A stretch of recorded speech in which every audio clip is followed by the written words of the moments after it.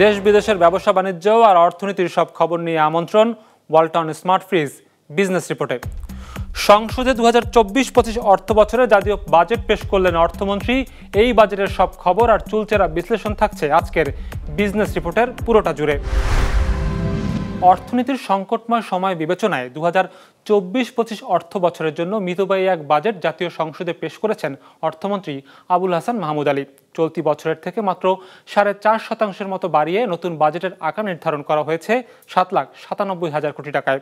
Budget বক্তৃতায় অর্থমন্ত্রী বলেছেন, মূল্যস্ফীতি নিয়ন্ত্রণে এমন উদ্যোগ নেওয়া হয়েছে যেখানে জিডিপি প্রবৃদ্ধির লক্ষ্য ধরা হয়েছে 7.5%। হিরজুন মিরা রিপোর্টে বিস্তারিত। অর্থমন্ত্রী হিসেবে দায়িত্ব নেয়ার পর প্রথম বাজেট। মৃদুভাষী মাহমুদ আলী ব্যয় কাঠামোতেও দেখালেন স্বভাব সুলভ নিয়ন্ত্রণ। বছরের ব্যবধানে রাষ্ট্রের বাজেট বাড়ল মাত্র 4.6%। টাকার অঙ্কে 7,97,000 কোটি। কিন্তু কেন এতটা মিতব্যয়িতা তাও জানিয়েছেন অর্থমন্ত্রী তার বক্তৃতায়।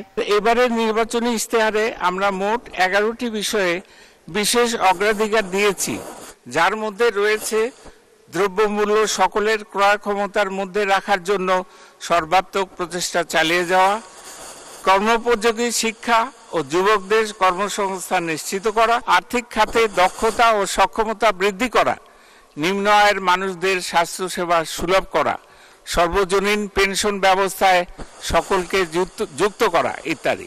আগামী অর্থ বছরের জন্য বাজেট প্রণয়নের সময় আমরা এই বিষয়গুলো বিশেষ বিবেচনায় নিয়েছি। পরিকল্পনা অনুযায়ী নতুন বাজেটের 1/3 অর্থ ব্যয় হবে বার্ষিক উন্নয়ন কর্মসূচি এডিপিতে। বাকি 64% বড় অংশই চলে যাবে সরকারি কর্মকর্তা কর্মচারীদের বেতন ভাতায়। আগে নেওয়া ঋণের সুদ পরিশোধে এবার ব্যয় হবে 1,13,000 কোটি টাকা। বরাবরের মতোই বাজেট ব্যয়ের বড় অংশটি রাজস্ব থেকে আসবে বলে আশা করছে সরকার, যার পরিমাণ ধরা হয়েছে 5,41,000 কোটি টাকা।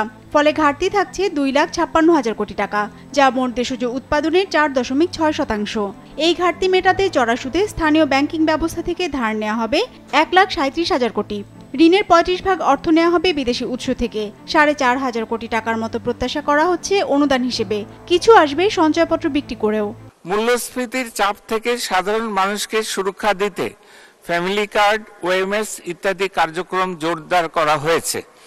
আমাদের গৃহীত এসব নীতি কৌশলের ফলে আশা করছি আগামী অর্থ বছরে মূল্যস্ফীতি 6.5% নেমে আসবে। গুরুত্বপূর্ণ অবকাঠামো প্রকল্পসমূহের যথাযথ বাস্তবায়ন এবং রপ্তানি ও প্রবাস আয় বৃদ্ধির লক্ষ্যে সুনির্দিষ্ট কর্মপরিকল্পনা গ্রহণ করা হবে। আশা করছি আমাদের গৃহীত এ সকল নীতি কৌশলের ফলে আগামী অর্থ বছরে 6.7% জিডিপি প্রবৃদ্ধি অর্জিত হবে এবং মধ্যমেয়াদে তা বৃদ্ধি পেয়ে 7.25% পৌঁছাবে। প্রায় 1.5 ঘন্টার বাজেট বক্তৃতায় মূল্যস্ফীতি নিয়ন্ত্রণে সরকারের নেয়া নানা উদ্যোগের কথা তুলে ধরেন অর্থমন্ত্রী। জানান, সরকারের লক্ষ্য 2024-25 অর্থ বছরে মূল্যস্ফীতির হার 6.5% নামিয়ে আনা।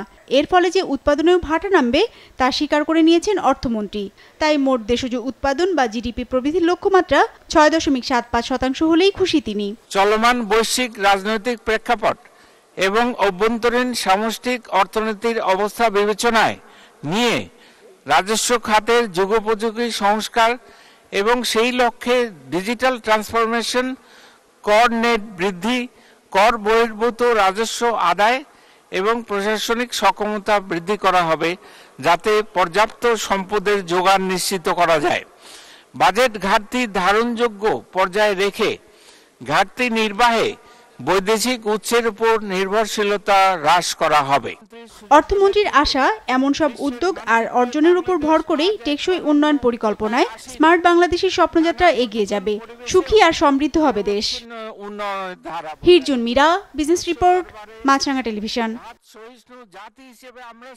আসছে অর্থ বছরের বাজেটে ঢালাওভাবে কালো টাকা সাদা করার সুযোগ দেওয়ার প্রস্তাব করা হয়েছে। 2.5% ছাড় দেওয়া হয়েছে কর্পোরেট করে। আর বেশ কিছু খাতের কর ছাড় তুলে দিয়ে এবার রাজস্ব আহরণে উদ্যোগ নিয়েছেন অর্থমন্ত্রী। একই সাথে 35 বছর পর শুল্ক আরোপ করা হয়েছে সংসদ সদস্যদের গাড়ি আমদানিতে। ফাতিমাত জোহরা রিপোর্টে বিস্তারিত। মাননীয় স্পিকার, চতুর্থ শিল্প বিপ্লবের ফলে মূল্যস্ফীতির চাপ বিবেচনায় অর্থমন্ত্রীর ওপর করমুক্ত আয়ের সীমা বাড়ানোর চাপ ছিল, কিন্তু বাজেটে তার কোনো প্রতিফলন নেই। করমুক্ত আয়ের সীমা চলতি বছরের মতোই 3,50,000 টাকায় রাখা হয়েছে।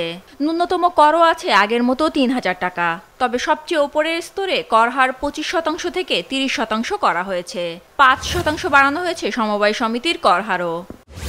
অর্থমন্ত্রী সুখবর দিয়েছেন ব্যবসায়ীদের। নির্দিষ্ট কিছু শর্তে পুঁজিবাজারে তালিকাভুক্ত প্রতিষ্ঠানের কর হার 22.5% থেকে কমিয়ে 20% করা হয়েছে। আর পুঁজিবাজারে তালিকাভুক্ত নয় এমন প্রতিষ্ঠানও 2.5% কর ছাড় পেয়েছে।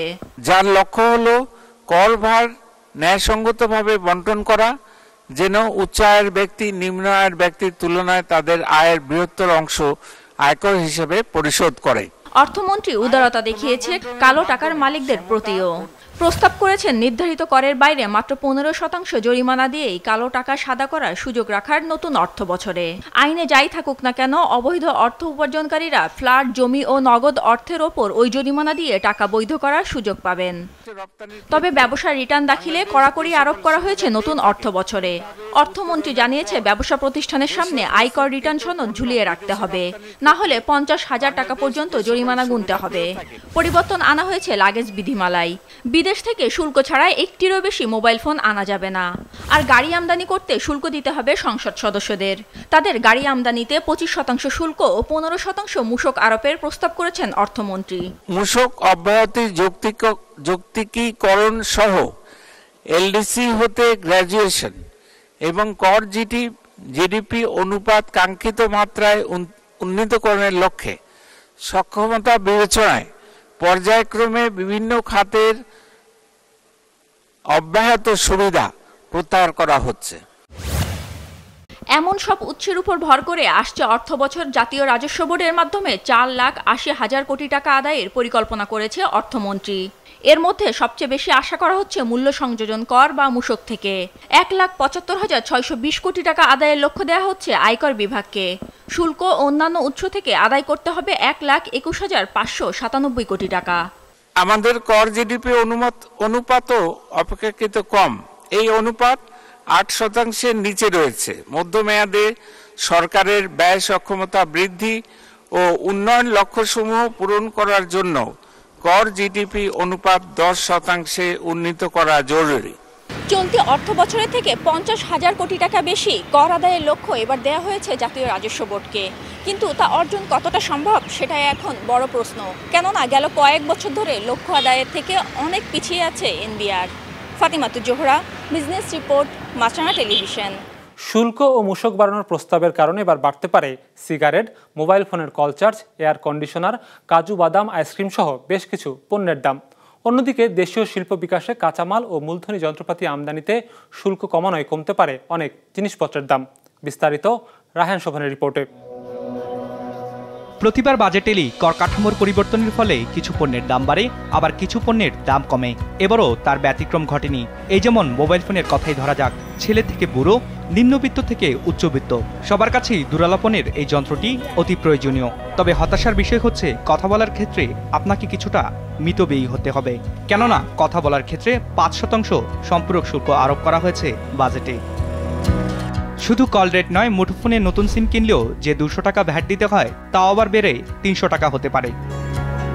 আপনি যদি প্রচণ্ড খরতাপ থেকে মুক্তি পাবার জন্য এয়ার কন্ডিশনার কেনার পরিকল্পনা করে থাকেন, আপনার জন্য দুঃসংবাদ। কেননা বাজেটে উৎপাদন পর্যায়ে এসির মূসক শূন্য সুবিধা বন্ধ করে আরোপ করা হয়েছে 5% ভ্যাট। যারা নতুন করে রেফ্রিজারেটর কেনার কথা ভাবছেন তাদের জন্য স্বস্তির খবর নেই বাজেটে। কেননা বাজেটে ফ্রিজের জন্য আমদানিকৃত যন্ত্রাংশের শুল্ক 10% থেকে বাড়িয়ে 15% করা হয়েছে, যার ফলে বাড়বে নিত্য ব্যবহার্য এই যন্ত্রটির দাম। ফ্রিজের হিমশীতল পানির কথা না হয় বাদই দিলাম, ফিল্টার কিনতে আপনাকে গুনতে হবে বাড়তি টাকা। কারণ পানি শোধনের জন্য ব্যবহৃত এই যন্ত্রটির আমদানি শুল্ক 10% থেকে বাড়িয়ে 15% করার প্রস্তাব করা হয়েছে। তবে কমতে পারে দেশে উৎপাদিত মোটরসাইকেলের দর। কেননা মোটরসাইকেলের যন্ত্রপাতি আমদানিতে শুল্ক প্রত্যাহারের প্রস্তাব করা হয়েছে বাজেটে। যদিও বাড়তে পারে 250 সিসির ঊর্ধ্বসীমার বাইকের দর। কেননা এটির যন্ত্রাংশের জন্য আমদানি শুল্ক 10% করার সুপারিশ করা হয়েছে প্রস্তাবিত বাজেটে। একই সাথে বিদ্যমান কাস্টমস ট্যারিফ অনুযায়ী আমদানি শুল্ক 5% থেকে বাড়িয়ে 15% করা হয়েছে। দুঃসংবাদ আছে আইসক্রিম প্রেমীদের জন্য। কেননা আইসক্রিমের সম্পূরক শুল্ক 5% বাড়িয়ে 10% করার প্রস্তাব দেওয়া হয়েছে। বাড়বে কাজু বাদামের দামও, কেননা দেশীয় চাষিদের সুরক্ষা দিতে আমদানি করা কাজু বাদামের শুল্ক 5% থেকে বাড়িয়ে 10-এ উন্নীত করা হয়েছে। ঘরকে আলোকিত করার খরচও বাড়বে, কারণ এলইডি বাল্বের উপকরণ আমদানি শুল্ক 10% প্রস্তাব করা হয়েছে, যেখানে আগে কোনো শুল্কই নেওয়া হতো না। যারা এখন শিল্প কারখানা বা অফিস নির্মাণের জন্য স্টিল বিল্ডিং বানাচ্ছেন, তাদের খরচও বাড়াবে প্রস্তাবিত বাজেট, কেননা ফ্যাব্রিকেটেড স্টিল বিল্ডিং ম্যাটেরিয়ালসের আমদানি শুল্ক 5% থেকে বাড়িয়ে 10%-এ উন্নীত করা হয়েছে। প্রতিবারের মতো এবারও বাজেট দুঃসংবাদ নিয়ে এসেছে ধূমপায়ীদের জন্য। নিম্ন, মধ্যম, উচ্চ কিংবা অতি উচ্চ সকল স্তরেই বেড়েছে সিগারেটের দাম, যার ফলে বাড়বে ধূমপায়ীদের খরচ। তবে সুখবর আছে চকলেট প্রেমীদের জন্য। প্রস্তাবিত বাজেটে চকলেটের আমদানি শুল্ক 25% কমিয়ে 20% করার প্রস্তাব দেওয়া হয়েছে, যার ফলে কমতে পারে চকলেটের দাম। কিডনি রোগীদের খরচও কিছুটা কমতে পারে, কারণ ডায়ালাইসিস ফিল্টার ও সার্কিটের আমদানি শুল্ক 10% থেকে 1% নির্ধারণের সুপারিশ করা হয়েছে। কমতে পারে 2.5 কেজি ওজনের গুঁড়া দুধের দামও, কারণ 89% থেকে কমিয়ে 58.60% করার প্রস্তাব করা হয়েছে গুঁড়া দুধের শুল্ক। আপনি যদি সামনে ল্যাপটপ কেনার পরিকল্পনা করে থাকেন, তাহলে সুখবর আছে আপনার জন্য, কারণ প্রস্তাবিত বাজেটে ল্যাপটপের আমদানি শুল্ক 10% কমিয়ে 20% নির্ধারণ করা হয়েছে, যা কমাতে পারে পণ্যটির দাম। এছাড়াও বেশ কিছু নিত্য প্রয়োজনীয় পণ্যের ওপর শুল্ক ও কর ছাড় প্রস্তাব করা হয়েছে বাজেটে, যদিও শুল্ক ছাড়া বাকি সব কর হারের পরিবর্তন কার্যকর হবে 1 জুলাই থেকে, জাতীয় সংসদে বাজেট পাশ হবার পরে। রায়হান শোভন, বিজনেস রিপোর্ট, মাছরাঙা টেলিভিশন। আসছে অর্থ বছরের জন্য অর্থমন্ত্রী যে 7,97,000 কোটি টাকা ব্যয়ের রূপরেখা সংসদে উপস্থাপন করেছেন, তা মোট 17টি খাতে বরাদ্দ দেওয়া হয়েছে। চলুন দেখে আসি কোন খাতে কতটুকু ব্যয় হবে সেই টাকা, জানাচ্ছেন রঞ্জিবুল মিজান। 7,97,000 কোটি টাকার এই বাজেটের পুরো অর্থই যোগান দেবে দেশের জনগণ, অর্থাৎ আপনি।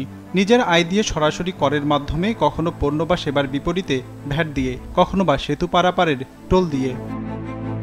এবার দেখা যাক আপনার সেই করের টাকা কিভাবে কোন খাতে খরচ করার পরিকল্পনা করেছে সরকার আসছে অর্থ বছরে। ধরুন আপনি 100 টাকা কর দিয়েছেন, হিসেব বলছে আপনার সেই 100 টাকা করের 18 টাকা 80 পয়সায় যাবে রাষ্ট্রের নেয়া ঋণের সুদ আর সরকারি কর্মকর্তাদের পেনশন পরিশোধে, কারণ এই দুই খাত মিলিয়ে বরাদ্দ এসেছে 1.5 লাখ কোটি টাকারও বেশি। এরপর সবচেয়ে বড় খাত শিক্ষা ও প্রযুক্তি, যেখানে যাবে 1,11 কোটি টাকা, যা আপনার মতো নাগরিকদের দেয়া করের 13.9%। জনগণের করের 88,000 কোটি টাকায় নেওয়া হবে রপ্তানি সহ বিভিন্ন খাতে সরকারের দেয়া নানাবিধ ভর্তুকি আর প্রণোদনায়, শতকরা হিসেবে যা 11.1%। পরিবহন আর যোগাযোগ উন্নয়নে আপনি দিচ্ছেন 10 টাকা 20 পয়সার মতো শতকরা হিসেবে, আর এ খাতে মোট বরাদ্দ 81,000 কোটি টাকা। প্রতিরক্ষার সঙ্গে জনশৃঙ্খলা আর নিরাপত্তা যোগ করলে মোট ব্যয় দাঁড়াবে 66,422 কোটি টাকা, যা মেটাতে আপনার কর থেকে শতকরা হিসেবে 8 টাকা 30 পয়সা খরচ করা হবে। জনপ্রশাসন ব্যবস্থাপনায় 58,295 কোটি টাকা খরচের পরিকল্পনা করেছে সরকার। স্থানীয় সরকার ও পল্লী উন্নয়নে দেওয়া হবে 6 ভাগ অর্থ বা 47,939 কোটি টাকা। স্বাস্থ্য খাতের উন্নয়নের জন্য নতুন অর্থ বছরে সরকার 41,408 কোটি টাকা খরচ করবে, অর্থাৎ আপনার থেকে নেওয়া প্রতি 100 টাকা কর থেকে এ বাবদ নেওয়া হবে 5 টাকা 20 পয়সা। এর থেকে কিছু টাকা কম নেওয়া হবে কৃষির জন্য, শতকরা হিসেবে 3.9%। আর জ্বালানি ও বিদ্যুৎ খাত পাবে 30,316 কোটি টাকা, যা মোট 4.25 ভাগেরও কম। সামাজিক নিরাপত্তার মতো কল্যাণমুখী উদ্যোগে নতুন অর্থ বছরে আপনার কর থেকে যাবে 4.8% শতকরা হিসাবে। গৃহায়ন, বিনোদন, সংস্কৃতি আর ধর্মের মতো খাতে সব মিলিয়ে খরচ হবে 6,701 কোটি টাকা, যা মোট করের 1 ভাগেরও কম। এর বাইরে শিল্প ও বিবিধ খাতে ব্যয় করা হবে আপনার থেকে নেয়া মোট করের 5 ভাগ অর্থ। সব মিলিয়ে আপনার কর বা সম্পদ ব্যবহার করে আসছে অর্থ বছরে মোট 7,97,000 কোটি টাকা ব্যয় করবে সরকার রাষ্ট্র পরিচালনায়, যার মধ্যে 20 ভাগেরও বেশি যাবে প্রজাতন্ত্রের কর্মচারীদের বেতন ভাতায়। রঞ্জিবুল মিজান, বিজনেস রিপোর্ট, মাছরাঙা টেলিভিশন। প্রস্তাবিত বাজেট নিয়ে মিশ্র প্রতিক্রিয়া জানিয়েছেন বিভিন্ন রাজনৈতিক দলের নেতৃবৃন্দ, অর্থনীতিবিদ আর ব্যবসায়ী নেতারা। সংসদে অর্থমন্ত্রীর বাজেট প্রস্তাবের পর তাদের তাৎক্ষণিক মতামত শুনব এবার।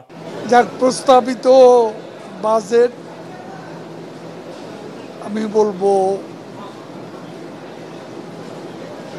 সংকটের বাস্তবসম্মত গণমুখী বাজেট,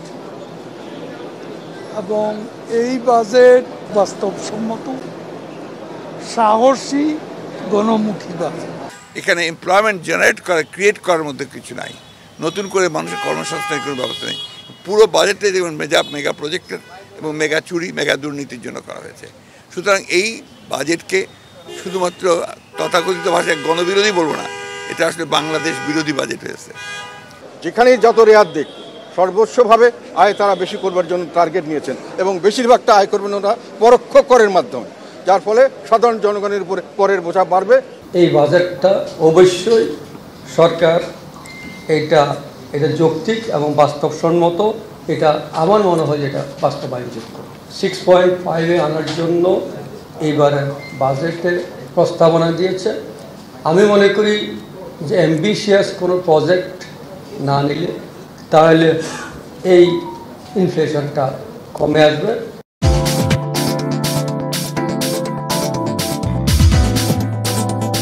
বাজেট ঘোষণার দিনে ইতিবাচকভাবেই শেষ হয়েছে ঢাকার শেয়ার বাজারের লেনদেন। সার্বিক সূচক ডিএসইএক্স 12 পয়েন্ট বেড়ে দাঁড়িয়েছে 5237-এ। হাত বদল হয়েছে মোট 542 কোটি টাকা শেয়ারের মালিকানা।